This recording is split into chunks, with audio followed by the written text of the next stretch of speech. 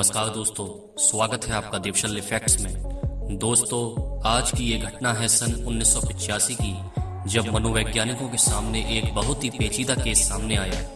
ये कहानी है सुमित्रा सिंह की, जिसका जन्म इटावा शहर में अंगद का नगला नामक गांव में हुआ था।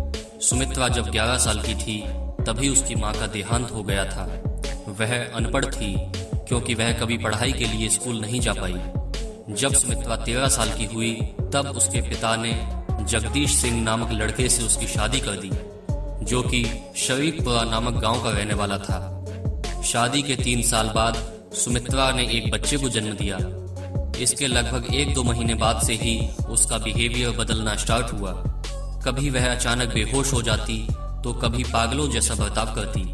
कभी कभी वह कहती कि वह संतोषी माता की भक्त है और स्वयं संतोषी माता उसकी देह में आकर खेलती हैं। सुमित्रा के घर वालों ने उसे कई चिकित्सकों, ओझा और तांत्रिकों को दिखाया, किंतु कुछ नहीं हुआ। 16 जुलाई 1985 को सुमित्रा ने घर वालों से कहा कि 3 दिनों बाद उसकी मौत हो जाएगी।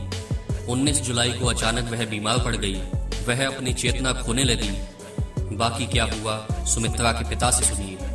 अंदाज डॉक्टर लोगों से लगाया। अच्छा। कोई आँख नहीं, शरीर नहीं, पानी हो चुका था। अच्छा। और तैसे ही अंदाज दिया तुम लगा, तैसे ही लगाए लोग जा। और तक के बाद फिर ये सांसें फांसें इनकी वहीं चली।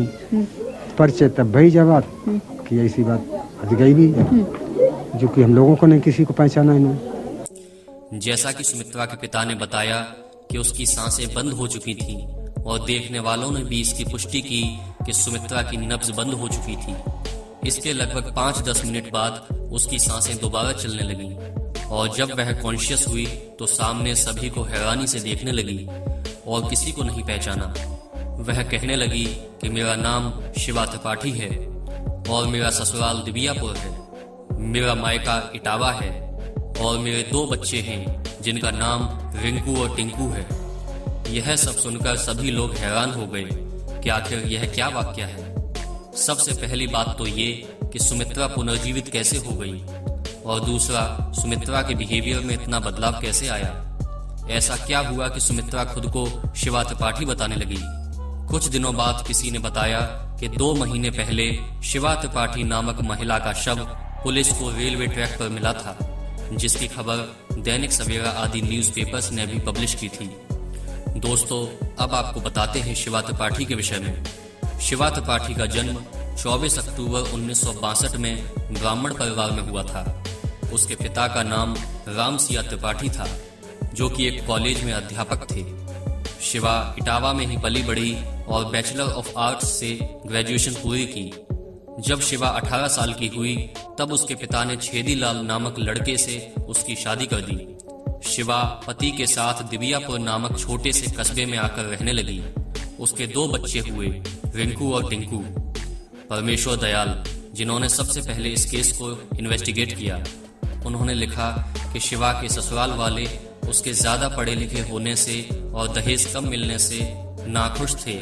एक दिन जब शिवा के चाचा उसके घर उससे मिलने पहुंचे तो शिवा ने बताया कि उसकी सास और ननद ने उसे बहुत पीटा है। शिवा के चाचा ने मामले को शांत करने की कोशिश की और वे लौट गए, लेकिन कोई फायदा नहीं हुआ। अगली सुबह उन्होंने सुना कि पास के रेलवे स्टेशन के रेलवे ट्रैक पर शिवा त्रिपाठी की लाश मिली है। उसके ससुराल वालों ने बताया कि शिवा ने खुद ट्रेन के सामने आकर आत्महत्या कर दी है। पुनर्जन्म के शोधकर्ता इयान स्टीवेंसन और उनके सहयोगियों ने शिवा के चाचा व अन्य 4 लोगों का साक्षात्कार लिया। शिवा की बहन उमा ने बताया कि वह और उनके पति शव को देखने वाले पहले व्यक्ति थे। शिवा त्रिपाठी के ससुराल वालों ने उसके पिता राम सिया त्रिपाठी के आने से पहले ही स्थानीय अधिकारियों से आज्ञा प्राप्त करके शव का दाह संस्कार कर दिया था। दिबियापुर में ये अफवाहें थीं कि वहां के लोगों ने शिवा के ससुराल वालों को अंधेरे की आड़ में उसे रेलवे स्टेशन तक ले जाते हुए देखा था। जब तक शिवा त्रिपाठी के माता पिता दिबियापुर पहुंचे तब तक उनकी बेटी की लाश राख और हड्डी हो चुकी थी। उन्होंने पुलिस को सूचना दी तो पुलिस ने जांच पड़ताल शुरू कर दी।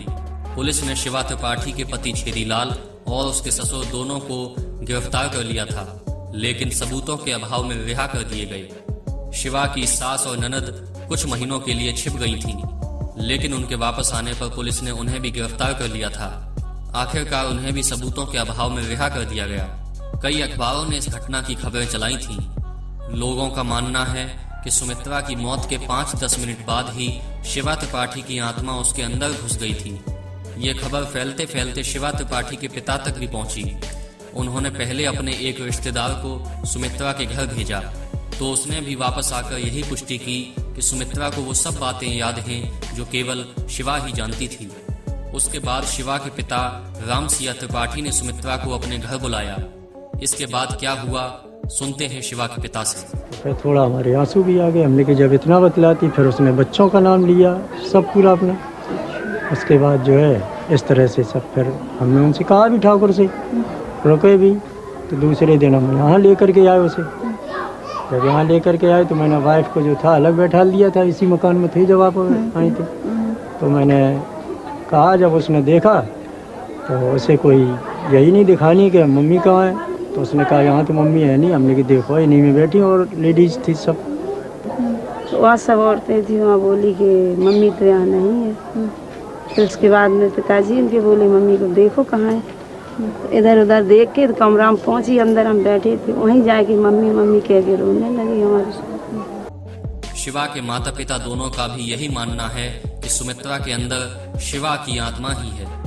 यदि ऐसा नहीं होता तो एक अनजान लड़की सुमित्रा, जिससे कोई संबंध नहीं है, उसे वो सब कैसे पता है जो केवल उनकी बेटी शिवा ही जानती थी।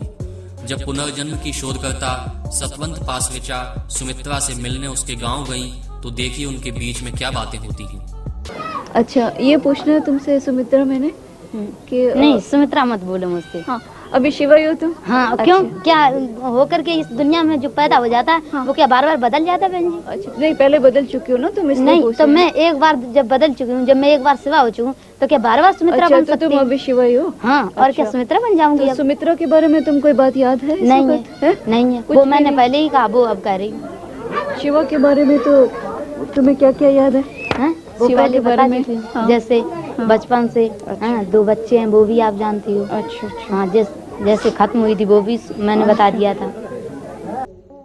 दोस्तों, सन 2009 में एंटोनिया मिल्स और कुलदीप धीमन इस पुनर्जन्म की घटना को स्टडी करने के लिए शरीफपुरा में आए, तो उन्हें सुमित्रा के परिवार से पता चला कि सुमित्रा की मृत्यु सन 1998 में और उसके पति जगदीश की मृत्यु सन 2008 में हो चुकी है। दोस्तों, यदि आपको वीडियो पसंद आए तो इस वीडियो को लाइक, शेयर और चैनल को सब्सक्राइब अवश्य कीजिए। देवशल्य फैक्ट्स में आप ऐसे वीडियो देखते रहेंगे। धन्यवाद।